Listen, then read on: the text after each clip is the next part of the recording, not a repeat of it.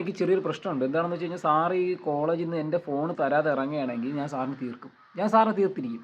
So guys ഈ video നമ്മളെല്ലാം കണ്ടത് ഇങ്ങനത്തെ ഒരു സംഭവമാണ്. ഞാൻ ചോദിക്കുന്നത് വെച്ചാൽ എന്തുകൊണ്ട് ഈ സ്കൂളിൻ്റെ പേര് പറയുന്നില്ല? ഓൾമോസ്റ്റ് അവൻ ഒന്നുകിൽ 10 ഇല്ലെങ്കിൽ +2. ഓൾമോസ്റ്റ് ഇതിനകത്ത് തന്നെയാണ് അവൻ്റെ അത് പ്രായം കാണുമ്പോൾ അറിയാം. ഈ വീഡിയോ എടുക്കുന്നുണ്ട് സ്കൂളിൻ്റെ പേര് പറയുന്നില്ല. ഇവൻ്റെ പേരും ഈ വീഡിയോ മാത്രം പ്രചരിപ്പിച്ചുകൊണ്ടിരിക്കും. എന്തുകൊണ്ട് സ്കൂളിൻ്റെ പേര് പറയുന്നില്ല? സ്കൂളിൻ്റെ ക്രെഡിബിലിറ്റിയെ ബാധിക്കും. നമ്മൾ ശ്രദ്ധിക്കേണ്ട കാര്യം എന്ന് വെച്ച് കഴിഞ്ഞാൽ ഇവ ഇങ്ങനെ വിപ്ലവാദങ്ങൾ സൃഷ്ടിച്ചെന്ന് വെച്ചാൽ ഈ കൊച്ചുകാർക്കൊന്നും ചെയ്യാൻ പോകുന്നില്ല. ഫോർ എക്സാമ്പിൾ നമ്മൾ അവൻ്റെ ഒന്ന് എന്താ പറയുക അവൻ്റെ ബാക്ക്ഗ്രൗണ്ട് എന്താണ് ശ്രദ്ധിക്കണം. മനസ്സിലായി? ഇപ്പം മിക്കവാറും എല്ലാവരും കയ്യിലും ഫോണുള്ളതാണ്. ഇപ്പോൾ സ്മാർട്ട് ഫോണില്ലാത്ത ആരുമില്ല.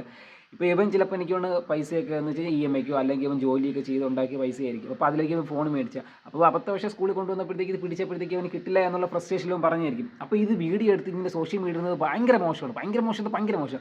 ഇതല്ലെങ്കിൽ ഈ വീഡിയോ എടുത്തതിന് ശേഷം അവൻ്റെ അച്ഛനും അമ്മയും വിളിച്ച് അവന് ചെറിയ കൗൺസിലിംഗ് കൊടുത്ത് തീരുന്ന പ്രശ്നമേ ഉള്ളൂ. അങ്ങനെ ചെയ്യണമെന്നില്ല. ഇത് സോഷ്യൽ മീഡിയയിൽ കേരളം മൊത്തം കാണിച്ചു. എന്നിട്ട് സ്കൂളിൻ്റെ പേര് പറഞ്ഞില്ല. എന്നിട്ട് അവനെ പുറത്താക്കി. ഇപ്പോൾ അവൻ മാപ്പ് പറയാൻ തയ്യാറാണെന്ന് പറഞ്ഞു. സമ്മതിക്കണം. ഒന്നും പറയില്ല.